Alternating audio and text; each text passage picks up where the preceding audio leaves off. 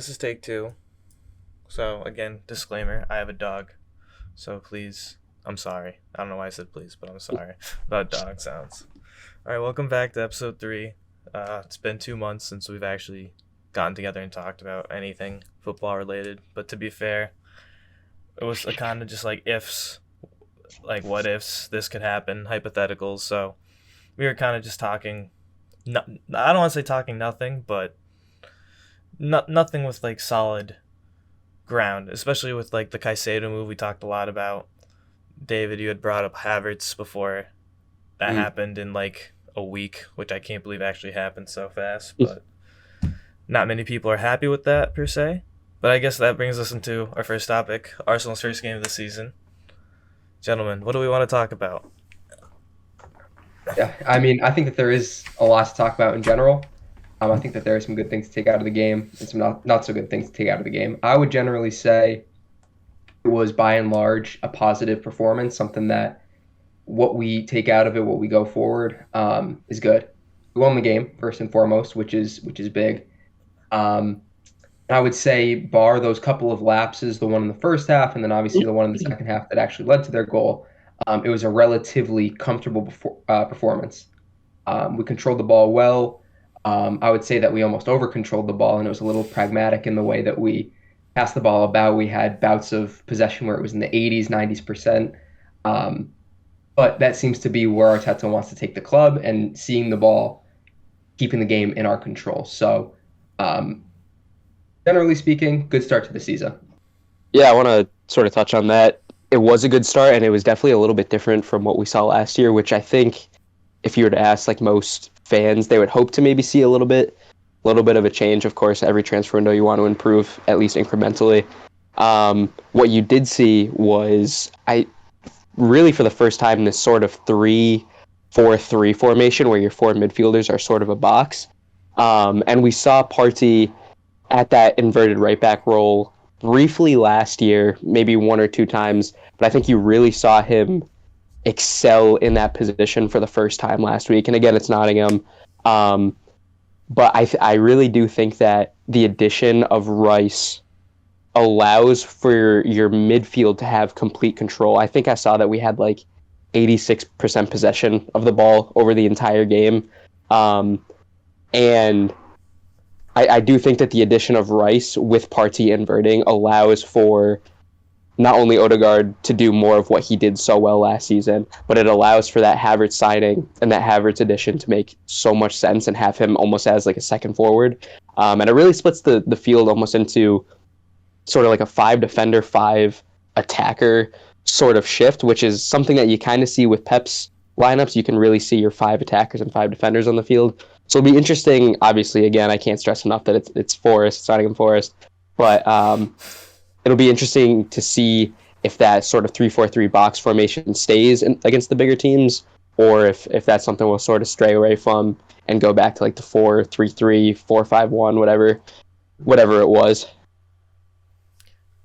One thing I found really interesting was how I guess I kind of underrated Rice's ability a little bit going into the season, because it kind of, at least when we talked about it, felt like we needed Caicedo to really complete that formation changing that you were just talking about, Jack. But like you said, Partey was really able to just fill in the role because Rice could just do his thing in the midfield and keep it like solid, keep it grounded. So it kind of makes missing Caicedo hurt a little less, honestly. I remember we were texting about it during the game about like Partey playing that position. So I don't know. It was exciting. I'm not gonna lie. But then I hated the second half. I really did. And like you said, Dave, I think it's just the possession. I don't know what it is when we have a lead. When Arsenal has a 2-0 lead, I think I'm most nervous. I'm not even gonna lie, because we are so bad at momentum shifts, and I felt that a little bit when Nottingham scored their first goal. But Yeah. I mean, what I'll say is that in that match, right, I do agree that Partey filled in at that right back slot, that sort of inverted role. He filled in very well. And I definitely agree that Rice was an enabler in a sense where he made that midfield more compact. He freed up the other players, whether it was Odegaard, Havertz, or Partey, to just have an easier time out on the field. Rice definitely enabled that. I think that one of the cons that I took from the game was possibly Partey's athleticism, and it's something that definitely got exposed on the break yesterday. Um, Again, if we're talking about how Caicedo could slot in and we could see him in that right back inverted role, sort of sliding into midfield, I do see that if we got one benefit out of him, it could be that little extra spring in his step that Partey may be lacking now at an injury prone sort of 30, 31 years of age. Bar that, Partey did do well, but I do agree that the goal sort of emphasized some of the weaknesses that we could be looking to shore up on going forward when we go and face United or City or Chelsea or whoever.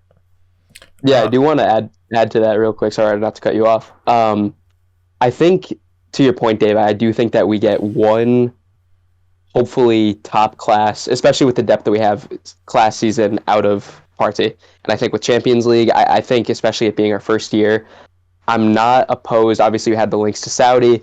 I was personally an advocate of keeping him bar, on ability alone, just to help us with our first foot in the door, so to speak, in the Champions League. That said, and this is, I'm sure, something we'll talk about either now or later in this podcast, when you do have Partey and he's in that inverted role so that we can have Rice on the field and Havertz on the field, which I'm sure is Arteta's plan for the season in the big games, what it is dependent on is the fact that your other three backs are Ben White and Timber, as well as Saliba right in the middle of them. With the Timber injury, of course, the blessing that I just saw that Zinchenko is back, but how does that change of course, we won't have the four midfielders probably back because you can't really start two inverted outside backs. So it's interesting. I want to hear your thoughts on where we go from here, considering Timber's hurt and what that'll sort of look like, this upcoming weekend, even because the game is already right upon us. We have no clue what's going to happen. I mean, I guess it's just kind of putting faith into one of our backups. Do we put faith into Kivio or Tomiyasu? Tomi went in, if I'm not mistaken, right?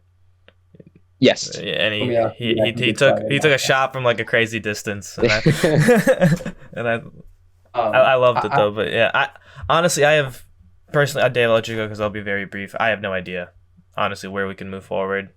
I remember we talked about it briefly again after the injury happened, like who could we sign to fill in, not only for Timber, but like you said, for Partey, like just the inverted outside back or solid defender role. It's just tough with the market, and I guess with ACLs, because even Militao, another class defender, is gone. It's just happening all over the world at every club. But yeah. Dave, you can go. My apologies. Yeah, no, you're good. I mean, I will agree that I'll start rather with the fact that I think we're going out is one of our biggest injuries that we could have gotten across the pitch. I think that it's just as big had we gotten Martinelli hurt, had we gotten Odegaard hurt. I think that it's big in the sense that it strips us of the tactical versatility that I think Arteta really wanted to have in his pocket going into the season. One of the huge benefits of having someone like Timber who can play anywhere across the back line is that it's a preparation nightmare for opposition managers. Right? You could come up against Arsenal. We could be starting with Zinchenko at fullback, with White at right back, or we could be starting with Timber at right back or left back rather, and Partey at right back. We could be starting with Kiwior and Timber. We could be starting with Kiwior and Partey. Timber in there, able to play anywhere across. There are so many different combinations of defenders that you can throw out there that changes our setup in that first phase progression that I'm sure Arteta would have been all over. That must hurt him, knowing that now we're sort of, I don't want to say reverting back, but we are returning back to last season what we were setting up with. We're likely going to go back in with Zinchenko at left back. I'd be surprised if we don't go back to our standard Zinchenko, Ben White, Gabriel, Saliba backline, which, again, was good enough to keep us in a title race. But having that extra little bit of tactical diversity against your cities, against your Uniteds, would have been brilliant. Yeah, I'll sort of add to that. Of course, like Zinchenko will be back, and you have to assume that that'll be the back four. And I know we talked about this in a previous podcast about how you have to assume that when you're going to see, similar to Nottingham Forest, obviously we played Timber, but Zinchenko was hurt. You have to assume that when you're seeing 86% of the ball, you're going to want Zinchenko on the field, one of your progressors. Of course, you were inverting on the other side, but Zinchenko, he's second to none. He's legitimately among the best in the world at doing that when you see that much of the ball. I do think that Tomiyasu is being a bit slept on as the Timber replacement regarding your versatility option for Arteta. I know I that agree. he was a little quiet last year.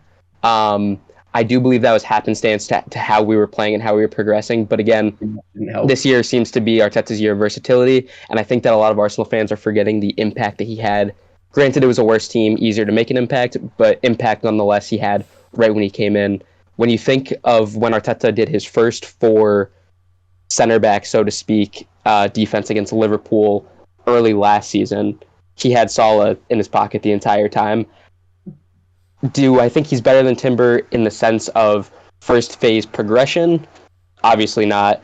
Do I think that he can slide in with the assumption that Arteta's going to play these 4 center back, similar to how we saw in the Community Shield, where you play your very large, very dominating ball winners in a back line? I do think Tomiyasu will be that guy in the Big 6 games to get us a little more sort of physical presence in these games, get the balls back, and then do what we do best through Odegaard, through Saka, through Martinelli.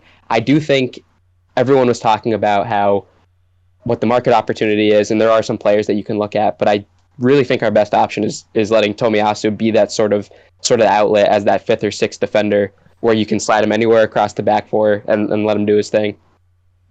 Even Kivior as well. I mean, he can slot in at left back as well. Exactly. I think that we're really blessed. I mean, Timber goes out. Kivior and Tomiyasu are 2 very viable options to replace as backups to Zinchenko, who will probably slide in as the starter.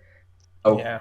to say that I'm nervous about the Timber injury, I don't think would be quite accurate. It definitely is a blow in that I think that he's a ceiling raiser, but I don't think that our floor level drops with him going out and with Zinchenko coming in or Tomiyasu coming in or Kivior coming in. I think that we keep our way of play even when they go into the 11. I agree. Same here. Last thing, at least for me, about the Arsenal's opening game. Eddie Nketiah and Balogun. Someone to talk about, definitely. Yeah, do we want to talk about that? I mean, he impressed me again. Nketiah always impresses me, I'm not going to lie. Maybe it's because I do have low expectations for him, and that's just on me. But Martinelli also gave him a beautiful setup. But to Nketiah's credit, he had to do more with it after the fact, and he did very brilliantly. So, do we... Yeah. I guess this kind of goes into what I was thinking with the physicality going into the bigger games. Do we think Nketiah can do a better job than Gabby Jesus or even Balogun in those types of situations? Or do we think those 3 forwards are something we're going to have to play with and just see who works well against different types of teams? If we can even hold on to all 3, obviously that's given there's still time to give up either Nketiah or Balogun.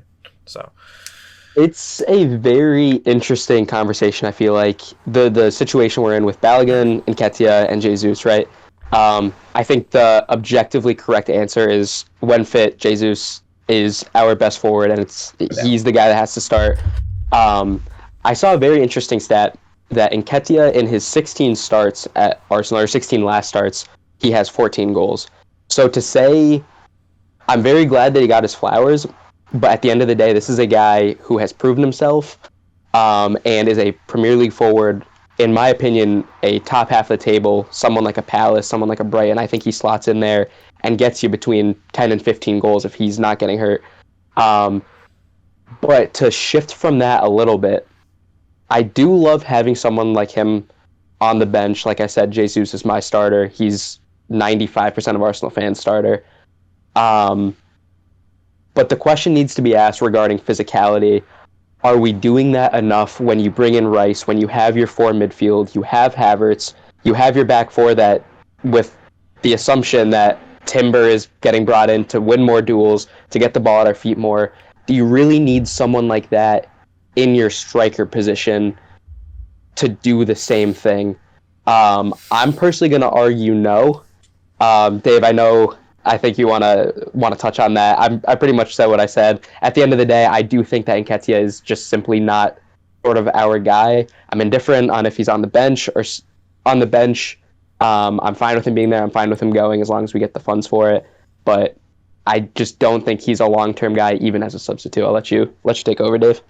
I just want to make sure, Art, I know you had something to say as well. No, I'll wait. I'll hold on. This is my very underbaked sort of preliminary thought process regarding Nketiah.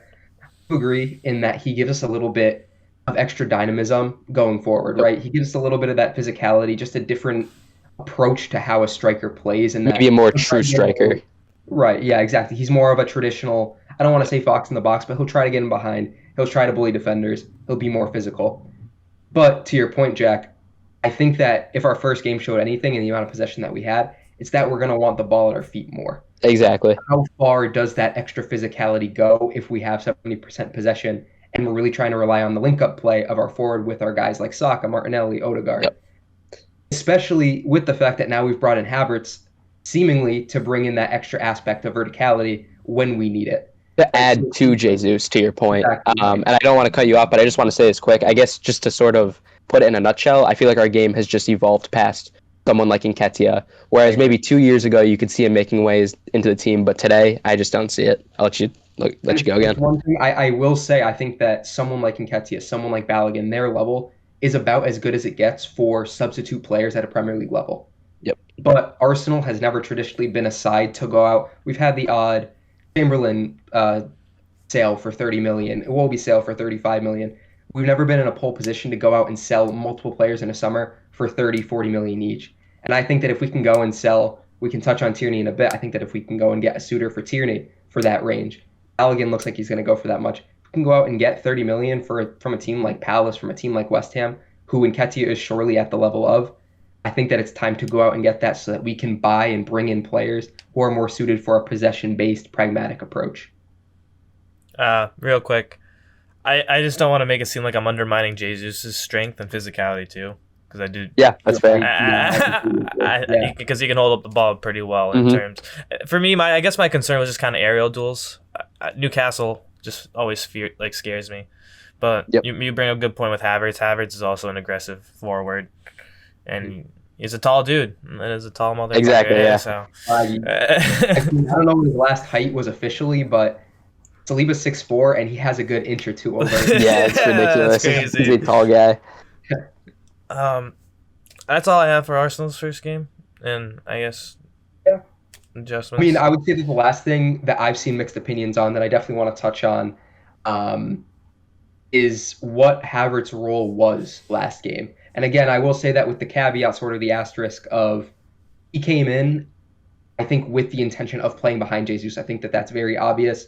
What Havertz thrives on are those late runs into the box left by a striker like Jesus who will drop out of that space and leave that space in behind. So I will say that the reason why I think Havertz didn't get so much, I'm going to say obvious plaudit, is because of the fact that he didn't have that space to use his strengths that he was brought in for. What I will say is that with all of this negativity, somewhat negativity surrounding his debut, and that, again, he didn't get forward as much as maybe some people had anticipated, is that I think that he occupied that left center mid role in a high press very, very well. I think that he slotted into a midfield that was very intentional in trying to win the ball early. And I think that he did well there. I want to hear what you guys think about how he occupied that role. Yeah, I guess it will be not answering your question directly first, but I just want to sort of touch upon this because of how you said, I feel like his defensive ability in that role is at least probably about half of what Arteta brought him in to do. Obviously, the second half being his late runs into the box, his movement off the ball.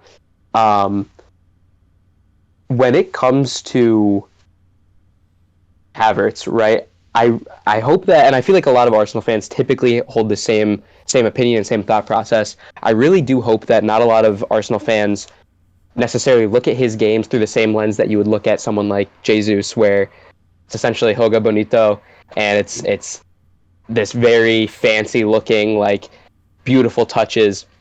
If Havertz can come in and have as many duels won as he did in the Nottingham Forest game, and just be an extra body in the box and throw in an extra four or five goals just being in that back post, because you look at how dynamic that Odegaard, exactly, then it's worth it. You look at the Saka, Odegaard, Ben White side and how much of our play goes through that, and you think about how much Saka cuts back or Odegaard cuts back when someone makes an overlap and drags a defender. How many crosses do we have per season that go to that back far left post? And you just have to Yeah. exactly, and Yeah. having someone like Havertz, there's no one better in the market. So I guess my point just being, let him just do what he does and give him time, and I'll rate him strictly off of how he does defensively and how he does with goals and assists in that context. That's personally how I'm looking at a season as a whole, I mean, at he least for the scored first one, season. just like we've talked about. He scored one exactly like that in the MLS All-Star game, Exactly. where play goes through the right, they cut back across to the far post, and he's there to, I think he volleyed it in that match, but header, volley, however it is, Same thing. he's there to put it in, which is Right. important. So I completely agree. I honestly don't have much input on like the first game alone, the Knox game, but Yep. because I didn't really watch him too in depth. That's fair. Yeah. However, Yeah. to add on to your point, Jack, do you think some of the negativity surrounding Havertz is just the fact that people are expecting something else from him that's just not what he's going to bring? Like I feel maybe people are expecting his Leverkusen side, where he's the star player on the team, he's the one creating a lot. Or I actually don't know, I might be talking out my ass there, but he was the main guy people were talking about at Leverkusen during his time there. But now at an Arsenal team that's filled with so many star players, the most star players I've ever seen Arsenal have in my lifetime as a fan, to be honest. Yeah. So Yeah. Sorry, go ahead, Arda. No, you guys get my points. Yeah, no, absolutely. I to add to your point, like I completely agree. He was the star guy at Leverkusen. He played a deeper role. He was the creator. One interesting thing to note, I believe since he was 18 at Leverkusen, he's grown about 3 or 4 inches. That's insane. He's not. It's physically impossible for him to move the exact same way. Right. And not a problem at all, considering you have your Odegaards, you have your Rices, who obviously he's known for his defensive ability, but the way he's able to carry and progress the ball, Saka, Martinelli, Jesus.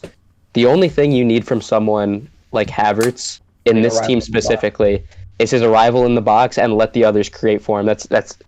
I know that maybe it'll be hard considering his 65 million price tag, right, to maybe see like, oh, I wish he was as smooth on the ball as someone like Trossard or Jesus, but you have to consider what you're actually getting out of him at the end of the day, and I think he's a perfect fit for the team when you do consider that. Dave, I'll let you take over. Yeah, no, I mean, I completely agree. I think that there is this sort of misprofiling that's happened with Havertz since the move. Obviously, he's coming from Chelsea, where he was front. He played as their central striker. Right. Obviously, it doesn't help in our sense that he scored in the Champions League final as a center forward. And we're not bringing him in to do that. And when you pay 65 million for a player who did that in a previous club, you're expecting to bring in someone who will continue to do that for your club. But I think that sort of misprofiling, that mismanagement of his profile at Chelsea was exactly why he had such a hard time last season when I think did he get double digits? Did he get right around 10? I'm actually not too sure. Forget how many he got. I'm also not too sure exactly. Underperforming for someone of Havertz's talent. Again, I think that he slots in brilliantly in that what we're lacking in our side are late runs into the box, something that he finished, I think, in the 98th, 99th percentile in Premier League last year. So if he can just continue to do that, it doesn't matter how well he's actually doing in some of the other aspects of the game that he's been ostracized for in years past. If he can just do what he's good at, which is making those late runs, then he slots into our side perfectly. Which again is just regurgitating what we talked about. So, do you mean like I'm having a hard time wording this now. He provides more than just like what statistics can explain, in a sense. Or... Right. Yeah. I mean, I think that if you asked someone who watches casually, you think about Havertz, oh, it's a forward. You expect him to come in, get goals, assists, get this and that. I think that what we'll get out of him are some goals and assists, but I think that they're secondary to what we're bringing him in for, and it's that extra bit of height, that different dynamic in how he arrives in the box, how he positions himself in our front line. I think that it gives us a different aspect that we can benefit from, even if it's not directly goal and assist oriented. So this just came to me now. Would you consider it more kind of like a Muller role, like a Thomas Muller type of? It's not a bad. Now, to be honest, I haven't watched enough Muller in recent years, but from what I remember from Champions League past, in his sort of like Raumdeuter role that they call it, is that he just finds that free space left unoccupied by runs of his teammates, which is sort of verbatim what Havertz is going to try to do with the space that Jesus leaves when he drops in to do his link-up play with the other players on the side. Yeah, I'm just excuse me. I'm thinking back to the whole MLS All-Star game, and the goal he scored. It was just kind of like right place, right time, and that's very like Thomas Muller, I feel. So Yeah, no, I completely agree. that's all. Other than that, any other games this season catch you guys' interest? I watched the Tottenham game. They lost me money, so I'll never put money on Tottenham again all season long. Yeah, I mean, what I'll say, I watched a few other games this weekend. I didn't catch the United game, which I wished I had because there was a lot to take out of it from what I heard, and United didn't look great also from what I heard. I want to look back and see sort of what made them not tick.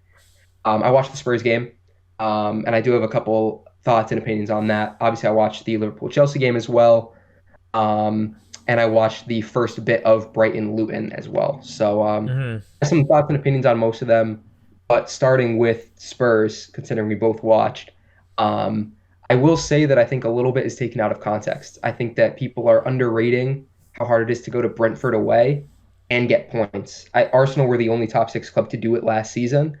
And for Spurs to go, I think they had 70% possession at some point. Yes, cut out on the break in some of the goals that they conceded. But for what Postecoglou is trying to do and really implement this pass possession-oriented type play into their side, I do think that they did all right. Personally, I thought they had a very strong start. I didn't honestly watch the rest of the game after it went 1-1, and Son came off because I had money on him to score. I stopped watching, so my interest was taken out, and obviously I don't care too much about Tottenham to see how the final result comes at the end of the day. But honestly, if I'm not mistaken, that was a Kane-less Tottenham, or did they have Kane? Yep, no, he was gone by then. Yeah, that was. I was very impressed for how they played. With like still had their confidence. You know, It wasn't bad. Yeah, like I feel like Tottenham, they only really slip up like later in the games. I feel whenever I watch Tottenham, they'll always have that strong start. So I guess they're not losing any of that. Kane leaving didn't create new problems, I guess. So we can see that there are other like deep lying problems there. But, you know, they can keep him for all I care. I don't want him back at the top. Yeah, I mean, yeah, well, not diverting too much from like what Spurs actually did and focusing on the fact that Kane's leaving. What I will say is I think that Spurs made the right choice in letting him move on. Yes. Think about a 30-year-old who, had he stayed, they would have gotten nothing for him in a year. He would have gone on a free, whether it was to Bayern, whether it was to United, Real, whoever wanted him at that point. They wouldn't have recouped any amount of money, let alone 100+ million. And you got to think that even if they did keep him for another year, right, they have to start thinking about implementing new tactics that aren't so based around him because he's not a pace-based player, so I don't want to say that his time is short, like someone who does rely on that explosive sort of athleticism of a 20-year-old. Mm-hmm. But past 33, 34, you got to think that he'd start to be phased out. That's a couple years down the line. I think that by getting their money now and trying to implement new players with new tactics at the time of a new manager coming in, I do think that it was the best choice. Do we think it's like a rebuild for them now then? Or kind of like making adjustments? It's got to be a rebuild, in my opinion. Considering the tactical change. Rebuild is a strong word because I would call it a rebuild. They finished 8th last year. Son's also getting there. Exactly. Everything. Yeah, Son's getting old. Kane's gone. New manager comes I think it's rebuild time, yeah. Yeah. They just dropped 50 on the new center back. Jimmy Madison will be part of their core for years to come. I would say that about 2-3 years from now, you're not really going to recognize the Spurs team that you have been for the last 4 or 5 years. And I think that's, for them, a good thing. Probably. Yeah. I guess we can't really speak to after one game under new management. I mean, they did make it to the Champions League final with that era, that Spurs team. They did, which sucks. But I mean, like, I don't know. Did anyone really expect them? They made a Champions League final, and I would love to go to a Champions League final, but that was their peak. I don't think that. Everyone expected it to be a one-sided final, and that is exactly what it was. It was the most boring final of all time. I did not even watch it. I don't think. Yeah. Plus, we were robbed of a Barca Ajax final that year too. Yeah. So maybe I'm just being bitter about that, but. But back to our original point, Kane does go out again. What I think is the right move. And with the players they came in, I don't think Richarlison was great by any means, but Madison was good. I Hmm. thought their new, whose name is escaping me, their left fullback, who's new. I thought that he was good. He was out on loan last I year know. at it was Udinese, some Serie A club. He was good. I thought that their midfield core, I thought Ibasuma played pretty well. In addition, he gave some good backup to Madison. Um, Ball around well. He keeps it circulating, which is something that I'm sure Postecoglou is going to want in a midfielder of his. Hmm. Um, the one player who I thought struggled was Van de Ven, if I'm getting his name right, the new center back that they did bring in, um, which I don't think that they'll take as a bad thing. Of course, it's going to take time to adjust. Like I said at the beginning, it's never easy to go to Brentford away.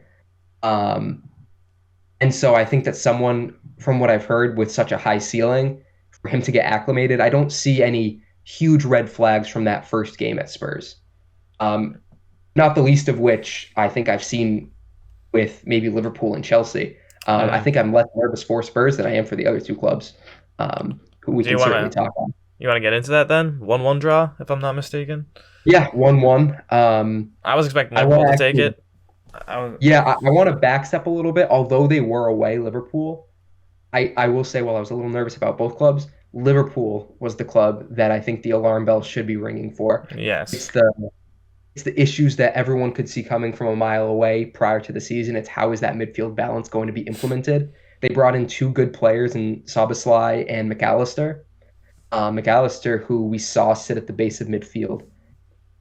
But the question goes back, can they have a Rodri type or a Fabinho type of a couple of years prior who can simultaneously do the destroying that they need in midfield as well as progress the ball? Hmm. McAllister progressed the ball well. I thought that he did well, especially in that first half, at being a first phase build-up guy, transitioning play from the first phase to the second phase. Um, but later on in the game, again, Gakpo didn't play well. I guess he didn't have a whole bunch of midfield support, and we can get into how Trent has been inverting as well. But holistically speaking, if you take the game as a whole, the Liverpool midfield just didn't seem to click. It was a game that enabled Enzo to do his thing, and he played very well, in my opinion. Hmm. When you have someone who's going to run a million miles a match like Conor Gallagher as well, you really have to make sure that your midfield core is strong. So I'm not sure if you have any opinions on that, but those are my takeaways at least. Unfortunately, I didn't watch the game. I haven't seen any highlights or anything either. I just saw the score. I was surprised by it, honestly. I guess I was expecting like Liverpool maybe 2-0. Yeah, Um, I'm just curious. You said you were nervous about both teams. I know you just specified that Liverpool's specifically where the red flags are, I guess, the warning signals. But I kind of see the draw as a good sign for Chelsea, at least I would too. compared to last season. At least how last season went and finished. I think Yeah, drawing a top side like Liverpool, who arguably had steam ending last season, it's a good sign for them that maybe like they can make adjustments to become at least a top half table team this year. I don't see them still top yeah, six. certainly they'll be No, back I'm in the sorry, top. Chelsea, but Yeah, no, they'll be back shortly. Again, some of the things that I saw, we talked about this in our last podcast or maybe a couple ago about how Pochettino is going to try to come in and sort of implement the types of profiles that they have. And I think that one of the big ones that we saw was his bombing up the field type fullbacks. We saw a goal disallowed from Chilwell, who I thought played brilliantly throughout the match. And I thought that Reece James, who played as well as he does whenever he's fit. It's a shame he got an injury again. I'm personally liking it because we don't have to deal with it when we go on and play Chelsea, whenever that that's is. But um, that's so messed up, they played dude. well. I thought that they really dominated the flanks. Um, and yeah, I think that Poch just had them playing well. Again, that couples the fact that their midfield played well as well, and I think did better than Liverpool's midfield, needless to say. Um, Not too hard to do, right? yeah, no, exactly. Not That's what this we year, at least. were mentioning. Yeah. Um, my thing about Chelsea is I don't know. I thought Nico Jackson played well in that he was a very progressive, direct, intentional type of striker. When he got the ball, he would drive forward, which is great. But you do wonder if they're going to have a 20 goal a season type attacker in their 11. Could be their downfall.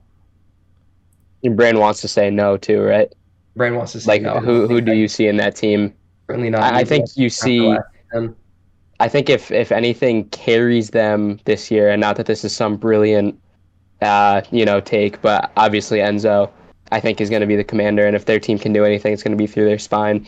And also to your point, I think again Reece James got hurt, but under Pochettino, having those outside backs, the way he plays is also a very very strong foundation to be able to bring from. And I think it's really just about figuring out what you're doing with scoring goals with that team, to be honest. Yeah, We'll especially say that after. they'll be able to, sorry, Arda, but they will be able to advance Enzo by bringing Yep, in Caicedo and Lobby. I think that that's another exactly. profile, is that people take him as a CDM, which he's not. I think Mm, that the best that we saw of him last match was, for instance, when Chilwell got his offsides goal. He was able to have that sort of calmness and that I don't know sort of how to articulate it, but he brings a sense of, again, calmness to the middle of the field, picks off the pass that he needs to. He's very intelligent on the ball, good weight on the pass as well. So to be able to be freed up by the likes of Caicedo or Lavia will be huge, I think, for Chelsea. It is interesting. Who does? I mean, obviously, you're three starters in a perfect world, and I'm sure the assumption. I'm not too sure. Gallagher seems like one of those coaches, or he seems like one of those players where no matter, even though he's not necessarily rated by the fans, it seems like coaches are always playing him. The assumption, if you're bringing in Lavia and Caicedo, is that they're being brought in at their price tags to start. Does not seem like a lot of creativity, bar Enzo, in that midfield, and also seems very raw. I think Caicedo, I guess Enzo and Caicedo are pretty much near finished products. I mean, not finished products to their ceiling, but compared to how they can compete with the Prem, they're both essentially there. But does Lavia essentially just sit behind the two of those and let them do their thing, or how is that supposed to work? What I'll say is that I think that with Reece James going out, what we could likely see is Good point. Yep. Caicedo sliding in at Yeah, fullback. With Caicedo sliding in at fullback, makes perfect sense Lavia actually. could slide in at the six. He'll certainly sit at the base as opposed And to then Gallagher stays in. And I think that's actually a much better balance, to be honest. Yeah, I think that if for nothing else, the Reece James injury allows them to fit in both of their new transfers and see how things work. Yeah. However, what's a shame is that I don't think that Pochettino is notable for inverting his fullbacks. Right. So we can miss that from Caicedo, which may be his sort of his peak in what he offers most. Yep. But it'll be interesting to see. I just feel like they're signing people just so no one else can sign them. So I hate Chelsea. That's just Yeah, I mean they've You and I offloaded some both. players too. It's a shame that honestly I don't like the prospect of Lewis Hall going to Newcastle. I think he's a very good player. I just want to see here how old Dan Burn is. Dan Burn is 31, so you got to think that he's going to be replaced soon. I think that Lewis Hall is a perfect profile to bring in for a side like Newcastle that tries to compete physically. I really do. It goes back to Chelsea though, in that they've offloaded many players. yeah.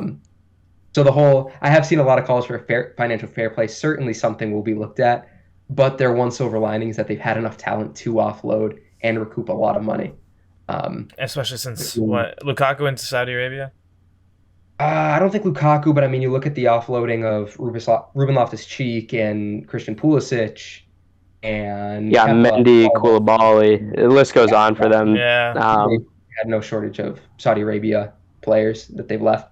Do we want to get into Saudi Arabian players? One in particular. Yeah, I mean, I something can't. that I don't know enough about it yet.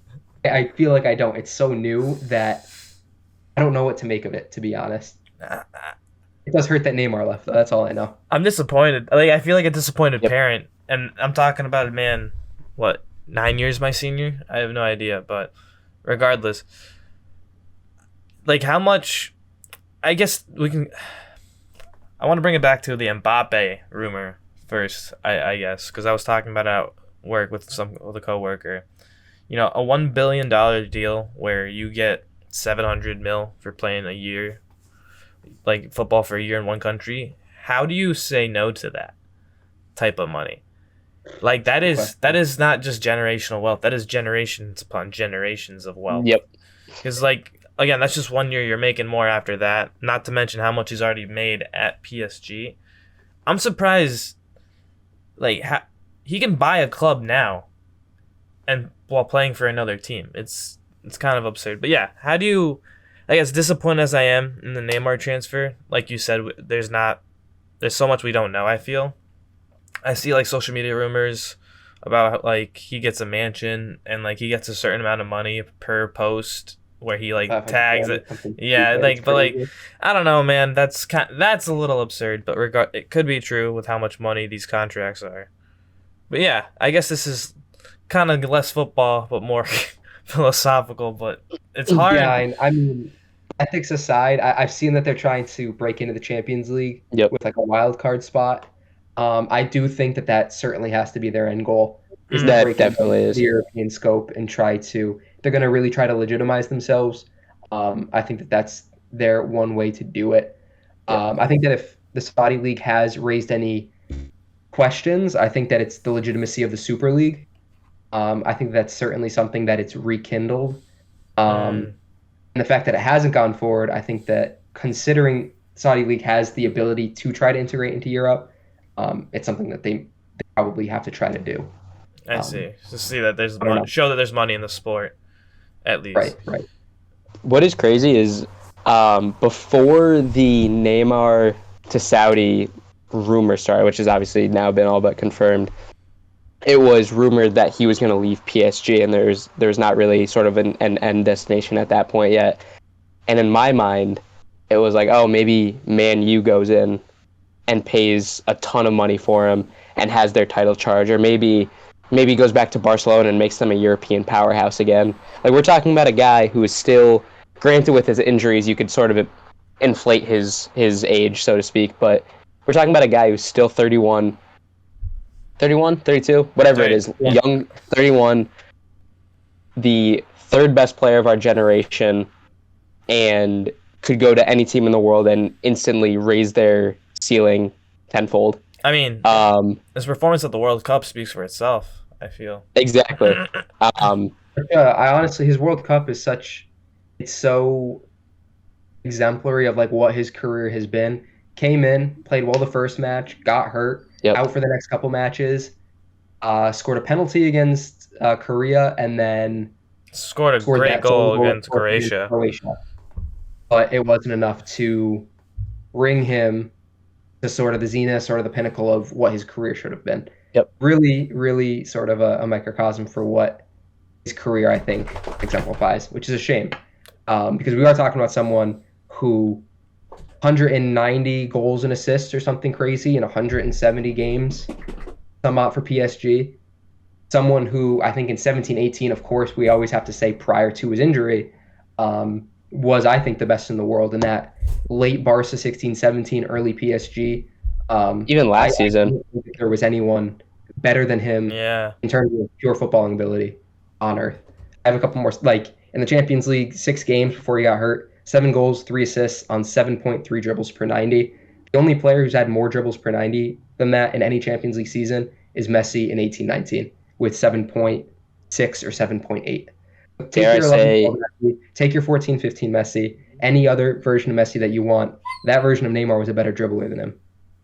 Dare I say that the statement you make about being the best player in the world is not still at least arguable right now?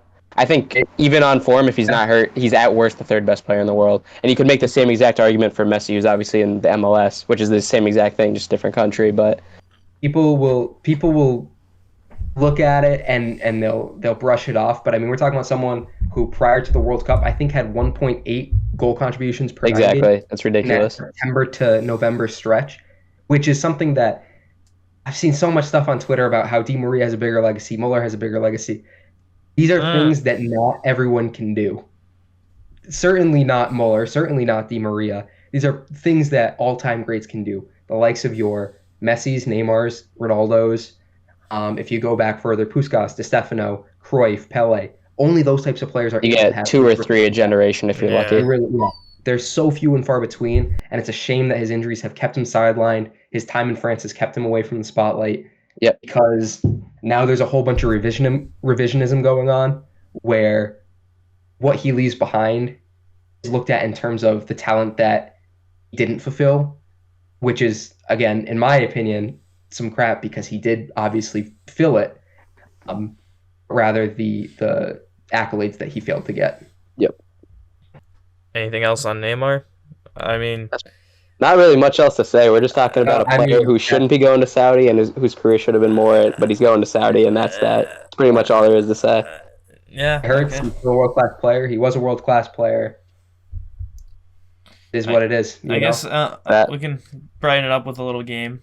I have here, I don't know if you guys saw, draft the front three of new Saudi League transfers.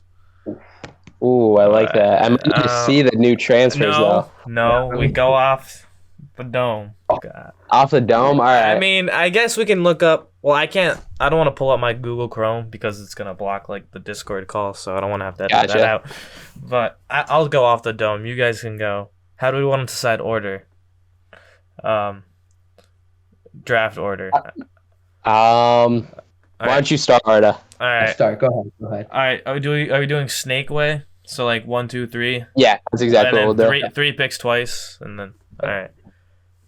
All right then. Are we counting Ronaldo? Or no? Yeah. I'll count Ronaldo. Yeah, absolutely. All right. I'm going Neymar. I don't think I was gonna pick this with you. So all right, who's second?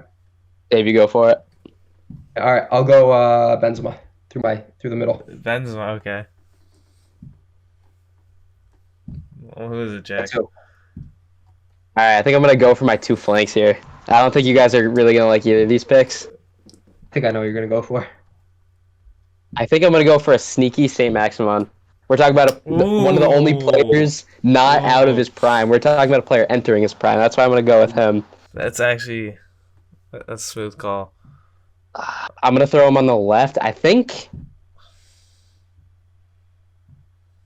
Do I throw Mahrez, who I think still has it in him, on the right? I think those are my two. Damn, I was thinking Mahrez. Fuck. You thought I was gonna go Mane or Mane, Dave, didn't you? Yeah, I'm not picking him. I'm thinking I might just have to go Mane. That's fair. Yeah. I like the idea of going with someone like Saint Maximin. I know that there's that Jota guy who went. I like the idea of going with someone who's entering their prime as opposed to. But I think I still am going to go Mane. That's fair. Certainly. Right. So I got Mane, Benzema. Already, you got two. All right, I'm gonna go Ronaldo down my middle. Yep. Dude, I don't know who I want on the right side. We're running out of names fast. I think I've got my last name. If you know, I have my last name. Oh my god, front three. See, I have one person in my head, but he doesn't play on the right. But I guess, It was going to be a little out there too. I wasn't going to say super strict. I'm definitely just forgetting a name, and I don't want to check 4-3-3. But screw it. So I'll just go with crazy strats. I'm gonna throw Neymar on the right. I'm gonna throw Ronaldo on the left, and give me Roberto Firmino in the middle. Man. I'm trying to think. I'm between two now. So I've got Mane on the left. I've got Benzema through the middle. I am undecided if I want to go with Anderson Talisca on the right, Good pick. Ooh. or if I want to go with Moussa Dembele on the right. Oh, I think I want to go with. Damn it. And I want to go with Talisca. He's back in. He's linked to call-ups again with the national team. So I'm gonna go Mane, Benzema, Talisca, my front three. all right. I feel like being the sixth pick or the ninth pick, I was gonna run out of options, so I'm gonna be a little creative here. First, I'll make my striker just for forward ability alone. I guess my pick would have had to be someone like Malcolm. Oof, But let me be a little. I'm gonna play like a false nine, and similar to like the Fellaini striker role late game where you're chasing. I'm gonna throw Serge Milinkovic-Savic there and just whip crosses into him. That's what I'm gonna do. That will not work, guy. That will not work. That's what I'm gonna do. I don't care. That's my pick. I gotta do something. All right, so who do we got, Jack? You got Milinkovic-Savic. Let me get Malcolm through the middle. All right. To the middle. Who else? Malcolm, And then you had Mahrez, and Saint Maximin. All right, so Saint Maximin. I had All right. Neymar, Ronaldo, and Firmino. Got Mane, Benzema, Talisca. I gotta have the most athleticism. I mean, I got guys pretty much still in their primes, except Mahrez, who's old. I got the most Hoga Bonito. Yeah, that's fair. I feel like You got some legacy. going off what we just talked about, I feel like Neymar alone is enough to carry any of those front three. Yeah, that's fair. I mean, Yep. a Neymar Ronaldo team up is something I wish we Not could have bad. seen. Would have been nice. That would have been nice back in like 2016, 2017. Something if Neymar jumped from Barca to Real instead of Barca to PSG, but I guess we'll never know. Well, that was fun. I have next on the list ACLs. Dude, I guess we went from a very fun activity to a depressing Yeah. topic, but That was a good prerequisite to this. But I'm gonna say that it is simply down to just. I think there's two sides of the coin. One is that you're playing so many games this year, or like per season now compared to previous seasons. There's just so many more cups. I love capitalism in football. I also think, and I think that Arteta's a decent example of this alone. I think that you have more teams taking preseason. Not that you shouldn't be trying in preseason, but I think you're having more teams starting way, way earlier at 100% to get ready for the season. And so you're adding essentially an extra 45 days to 2 months to an already 8-month-long season. And I just think that your rest period is just taking a big hit in today's modern sort of season setup. my input is if you look at like the general sports scene, this isn't really just a football thing. Every sport you see ACL tears and just injuries more often. In basketball, it's like foot injuries or ankle injuries. Yeah, they're just happening more and more in every sport. Do you think, like you said, there's more preseason tournaments happening for football? It's just kind of like we are kind of milking these people for the money they make a bit too much. Again, not to get a bit ethical with it or too ethical with it, but we're kind of. I think this is why like the high transfer values kind of just screw our perception of footballers and even just professional athletes. Like these people, this is their working job, and arguably it's manual labor. I guess not manual labor, but like it's a physically demanding job, occupation, and we don't really take that into account because of how much we pay them and how entertained we are. And I think with these injuries, especially after we pay so much for these players, like with the Timber injury or Chelsea and Nkunku, it can just be devastating. And yeah, I do agree in that there's this sort of like alienation, in a sense where you see 120 million thrown around for. I'll use Caicedo as the example, but we could use Timber as the example, even 40 million, and then someone tears their ACL. I don't think that quite really resonates, again, because of the fact that these guys are celebrities and they're going for these huge copious amounts of money. These are their jobs. It goes back, like Varane was outspoken a week or two back, whether it was to the FA or another one of those English football organizations. He was just outspoken about the fact that him and every other football in England does not want to play as many games, and they can't play as many games.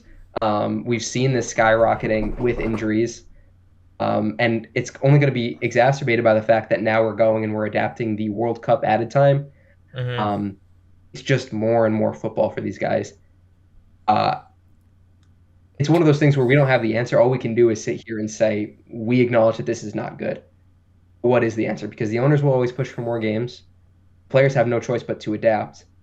And as long as the games are being played, we're going to watch, right? yeah. So where does the cycle get cut off? I don't know, but there is a problem and players are outspoken about it. So,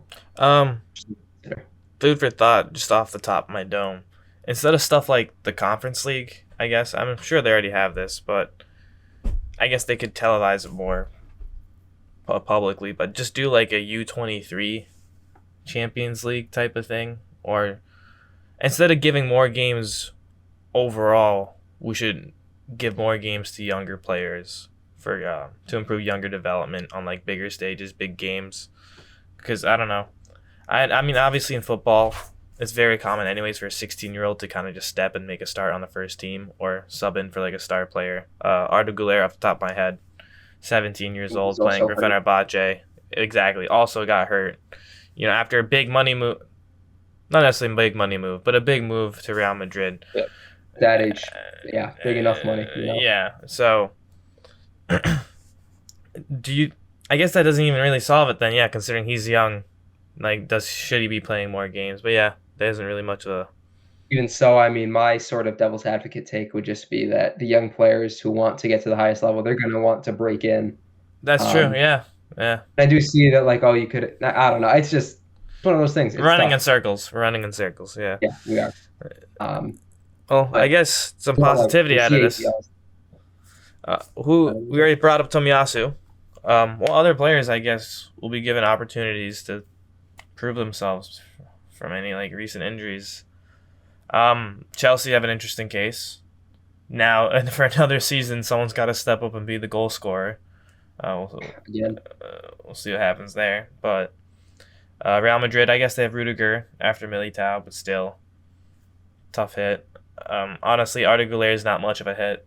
I guess the worst. Yeah, not really. At The least worst for part them. of that one is just they fought Barcelona for so long and so hard just to get him. Right, exactly. I got nothing, to be honest. I guess Tomiyasu is my only pick. Jack, you talked about him a good amount though earlier already. Maybe I do think Kivior could finally do something. I not to discredit him. Obviously, we signed him to be like a solid backup, anyways. But I always wonder the perspective of these like role players, I guess, on the benches of big clubs. Like how far will you go to like put your career on this kind of like pigeonholed? And Right. when are you gonna? I guess, and obviously there's not much in their control, but when you're put in the situation where you have some control, are you gonna put yourself out there so you can like go be a starter at another club, but that's maybe not as successful? Or are you just going to do your job? Obviously, still try. You're getting paid good money. And you're at a club like Arsenal. I feel like you have that prestige, you wear that badge.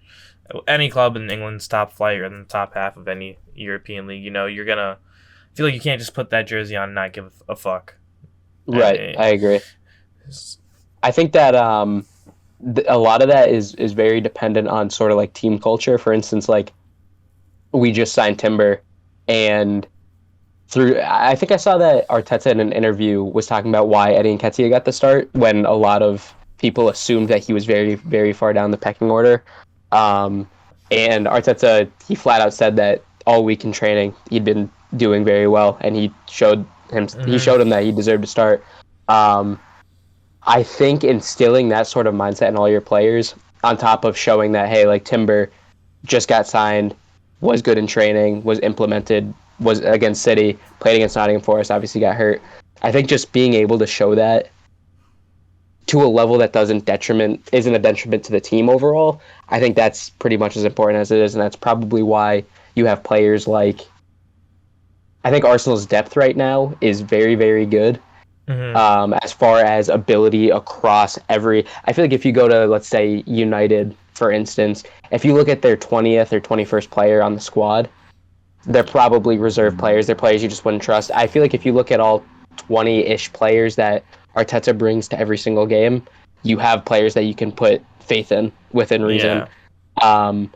And because of that, and because of the culture that Arteta's instilling, I think all of those players believe that like they have the ability to get in, and they have the ability to defend a starting spot should they perform and should they prove that spot should be theirs. How about people who aren't injured then, I guess? Ramsdale. Why are we... Didn't really talk about Raya coming in. Yeah. That is very, very interesting. So, I love to throw this around whenever I have a what the fuck moment with Arteta. I do not have the same football brain as him. I am not a football genius like he is, so I'm sure he has greater plans. But still, what the fuck? I know I was out of the loop for a few years, but you guys had brought up that he was a target for Arsenal anyways before Ramsdale kind of took that spot. So I guess it was something Arteta wanted all along. Does this mean that like Ramsdale still hasn't like proved himself? Or maybe it's just kind of like you were saying, Jack, with the whole Nketiah thing. Work hard, you earn your spot. You don't just get it because of who you are. think it's more if I was going to point at anything, I think it would be more of a Timber type thing Mm. where Versatility. for me, not even versatility. I have a few thoughts on this.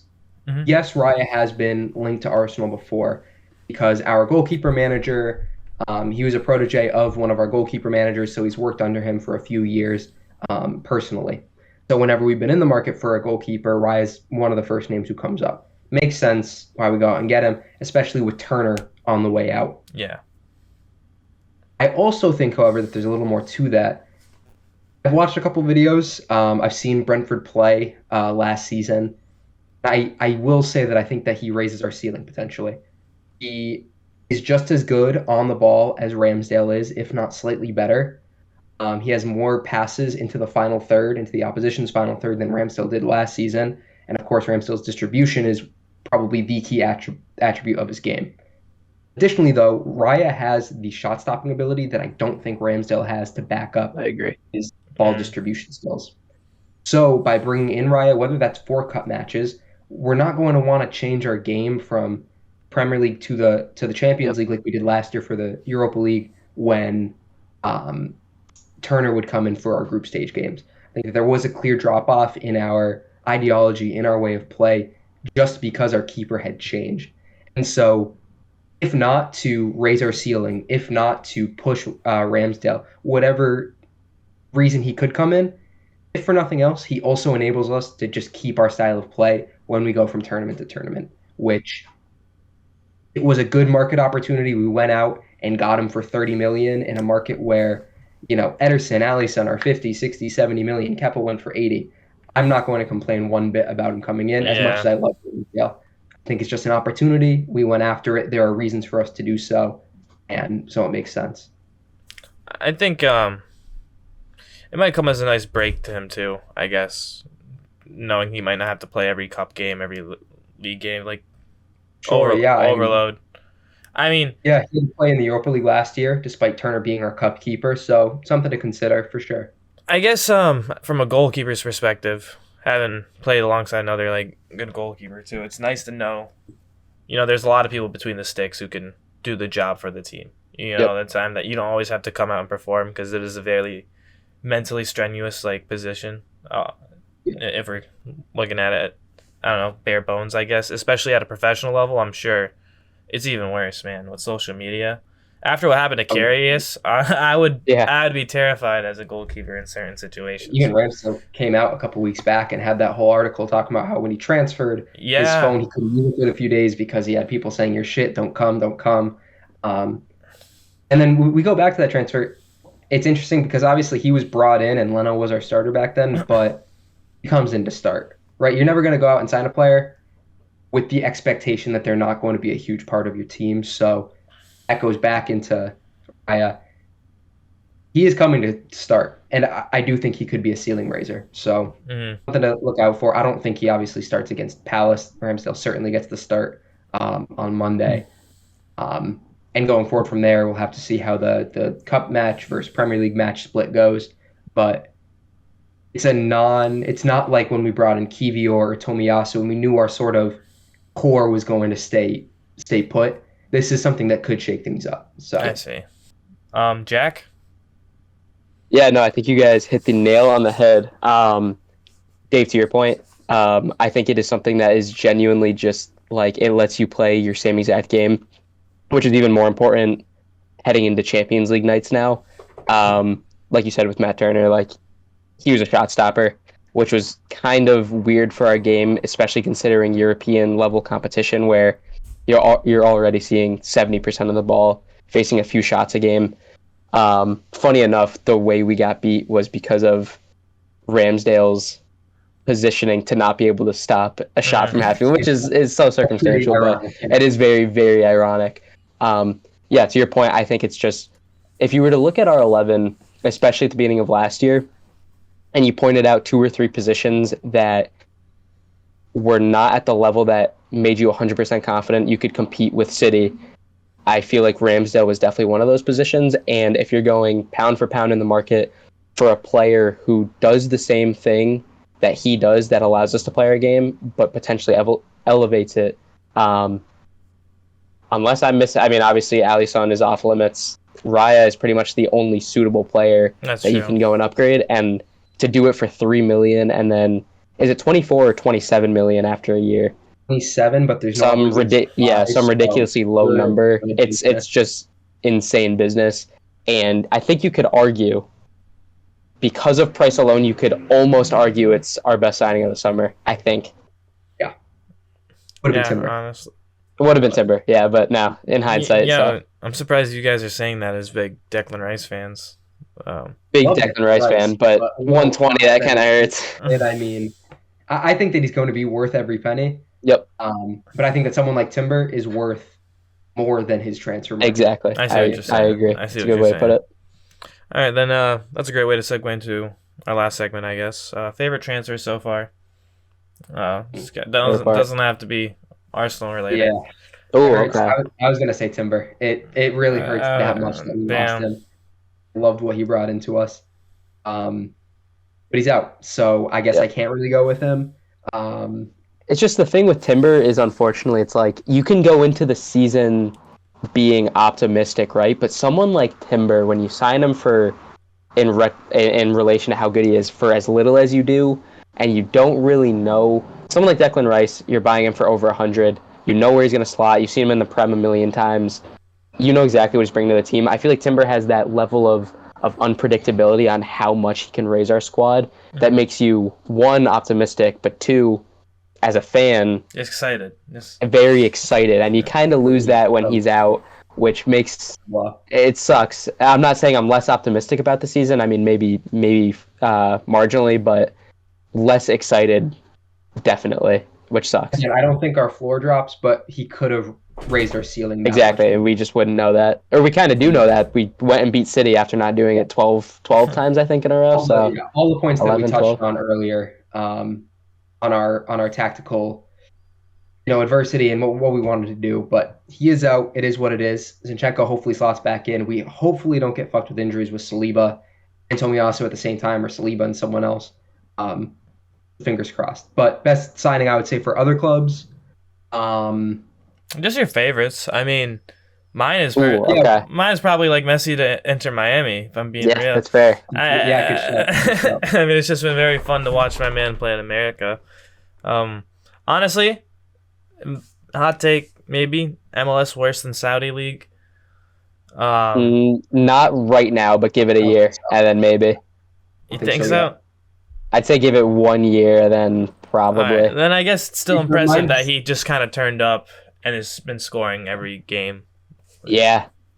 I know from the thing is, and this I don't want to get too into it because it's all convoluted. The government-owned teams, the government-owned clubs in Saudi are the top four. So those four teams are better than your average MLS team. Right. Such a big That's a good way to put it. discrepancy That's between The a- those drop off is way bigger. So Exactly. anyways, that's why I think not yet the overall quality of the league. But I do want to say, favorite transfers. I'm thinking sort of like mid, because you have like your big money moves for the summer, and those are all well and good. I think Harvey Barnes was well deserving of his big move, and I think he'll do very well at Newcastle. Tonali will be very exciting, and I think makes that team even scarier than they were. You can go to Villa. I think their best signing will be Moussa Diaby. I really wanted him as Saka's sort of backup, especially for cup games. Would have been a little pricey for a sub. Trying to think if I'm missing any big Prem signings. I'm not big on Pau Torres. Yeah, no, I'm I not don't too know big how on him. he would slide in. I want to watch more of Villa. Obviously, he didn't look great against Newcastle. Yep.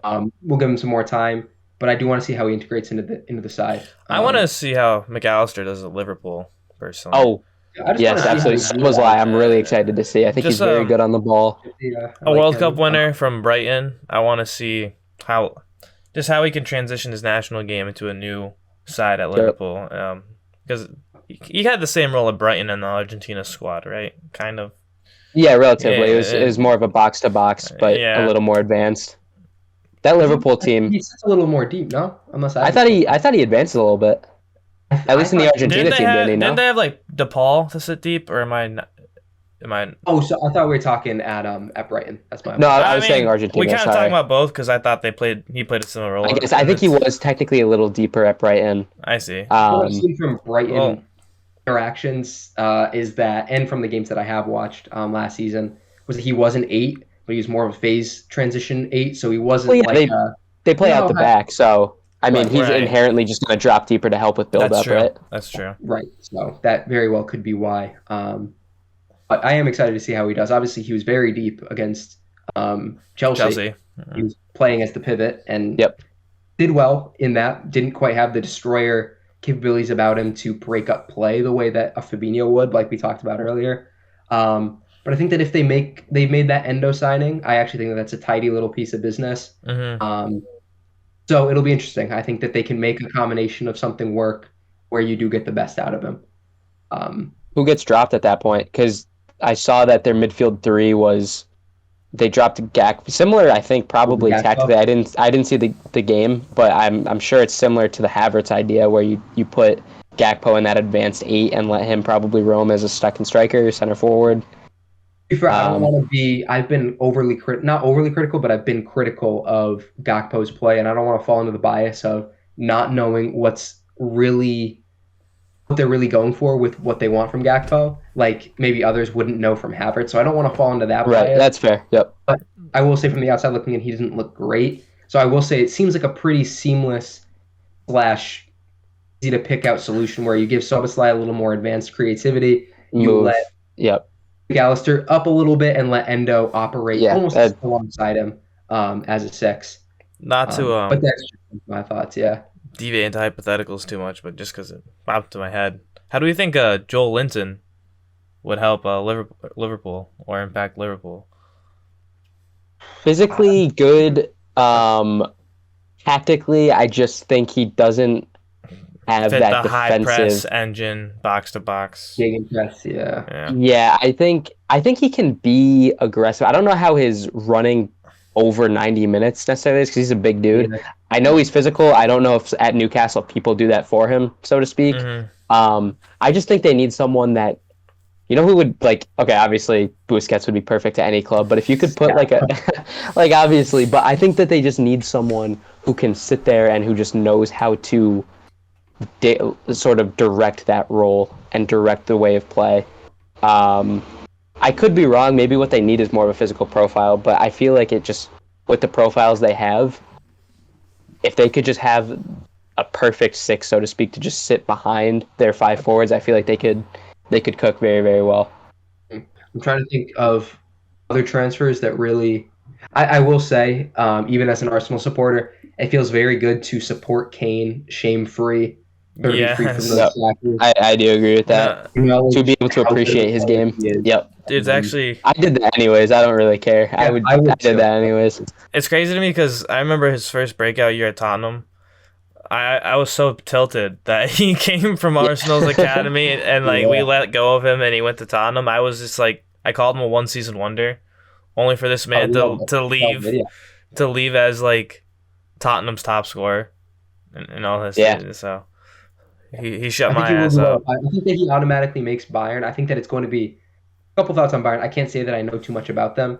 What you want to say is that a team that we saw in the Champions League last year with Kane in the side likely automatically makes them a Champions League contender. That's too far-fetched to say. I mean, considering they usually already are, I would agree. Exactly. Yeah. And you add someone like Kane in from a strikerless team. Yeah. It seems no-brainer. Challenging. What I'll say, though, is that, and this is something that I've talked about briefly, I don't quite have my thoughts organized on it. I don't think that Kimmich is a world-class number 6, and I've seen that Tuchel's come out and agreed with that. He doesn't want Kimmich to play as his 6. He wants him to play as his 8. Maybe it's a little bit of bias because Kimmich has sort of spearheaded that disastrous Germany generation that hasn't done well at the Euros, hasn't done well at the World Cup over the past 2 iterations, 2018 and 2022. So maybe that's creeping in a little bit, and I just can't see their success with Kimmich as a 6. Of course, in 2019, 2020, he did great as a sometimes fullback, sometimes CDM. I think that there's something there. I think they need 1 or 2 more players to really elevate them to that level. That's my take. I don't know if you guys have any opinions on it, but fuck Bayern. That's my take. That's fair. I hate those guys. They're so boring. I mean, I'm still heartbroken over Dortmund's season. That was worse than the Arsenal bottom, man. That was I mean, Arda, you're a Dortmund fan. I'm not even big on Dortmund. I just hate how robotic that fucking club is. Dude, I, I feel like every club I've always had some sort of, whether it's a player or the club history. When I see Bayern play in the Champions League and they play in their guaranteed quarter or semifinal every year, what a boring club to support. I could never do that. You know what you're getting into? It's going to be Bundesliga or bust. You hope to get the domestic double, kind of Exactly. Domestic double. Hope for a deep Champions League run, and just about every year you get it. There's no charm for me, at least, in that. You know what I mean? It's been nice to.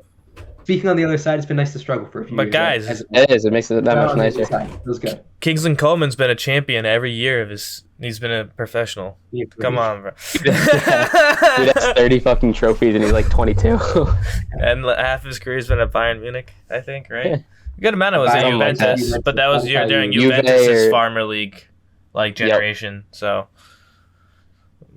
all right. Regardless, sorry. I honestly, I hope we don't get Bayern early. I really hope we don't. Dude, we're gonna get. We do. I want some payback, dude. We're gonna get Bayern or Barcelona around the 16th. I see us going toe to toe with just about every club now that Real has lost Courtois and Eder Militao. Yeah. City's lost De Bruyne. Bayern honestly might be the favorite of the lot. To be fair, Barcelona look all right. City. I was gonna say I can see City pulling a back-to-back. City, I will say City looks relatively toothless from the two matches I've seen. Granted, Holland did get a brace, but I'm talking about the Community Shield and the Super Cup. They looked kind of toothless in attack. Where in both cases they had to be bailed out by Cole Palmer. Good player, don't get me wrong, but something seems to be around. It doesn't seem like they quite trust Foden to be a starter. They don't seem to know what his best position is. My concern for Holland is how he's going to perform with De Bruyne out for an extended period of time. When De Bruyne is out, or when De Bruyne is back, rather, it's going to be 4 months older at 33, 34 years of age with a snapped hamstring. I don't know. It's the one silver lining that's made me feel a little better about the Timber injury is the fact that I think City struggles far more with De Bruyne out than we do with Timber out. Yeah, I agree with that. So it is funny. Again, with that back, Champions League teams who can beat Arsenal in an optimistic way, I think we can go toe to toe with just about every club. So I agree. I want to touch upon just the City thing. This is speaking completely unseriously, but it is funny seeing the City side of Twitter freak out because Phil Foden finally needs to start for them, and he can't just come off the bench and stat pad in the 75th minute and on. Which of course I joke about. I think he's a baller. Give but it an ounce of responsibility, and everyone loses their mind. Exactly right. I prefer Grealish. But Grealish is him. Start, no doubt. I think probably what do they start with? They go Grealish, Holland, and Palmer if he doesn't leave. I don't think that Palmer quite starts. Palmer might be ready to get his time. Bernardo Silva, something I was talking with my buddy the other day about how Bernardo Silva just doesn't seem. I don't know. It could be totally wrong, but something feels as though it's off from his game. Something that Alvarez maybe. Alvarez seems to be starting in that second striker position. Yeah, it seems like that's a big adaptation that Premier League managers are taking, putting in traditional forwards in that second striker role. And then they just play the 5 defenders, 5 attackers. He's pretty much split the field in half. Very set defensively. Gvardiol looks real deal. Ake great. Anji looks decent. Diaz and Stones are out for the weekend, though. If Newcastle can go, and if anyone can go and get points off of them, Newcastle's one of them. Yeah, that's true. No De Bruyne, no Ruben Diaz, no John Stones. That is a big core of their team last year. I think it is, just to touch on that, like it's the most fascinating thing, the 5 defender, 5 attacker, in the most tactically advanced systems where you see Pep doing that, you see Arteta doing that. I think it's so ironic, and it cracks me up, the fact that you go through these 2-3 year periods where you're playing inverted wing backs and your center backs dropping into midfield, but at its core, it's just you split the field into defenders and attackers, and then you just go. I think it's the funniest thing. It's not a new system by any means. No, it's not. But if you boil it down, it's so funny. It almost sounds like a drill. Exactly right. All right. Well, we've been talking for a while. I think we got a good amount. Yeah, got it all out. Hopefully 3 days from now we'll have, 3 days from now we'll have 3 more points on the table. Yeah, Premier League starts up back tomorrow. Hey, 45 minutes actually. Oh, facts. We got Nottingham Forest, Sheffield coming up soon, so I'm gonna try to watch. Oh. Yeah, I know. I'm kidding. Those mid-table games are actually some of my favorites. Between two mid-table. They are fun to watch. Anywho, I guess this is till next time. We'll see you guys. Until next time. We'll get one soon. Hopefully next week. Yeah. Peace. Hopefully next week on 6 points. Peace.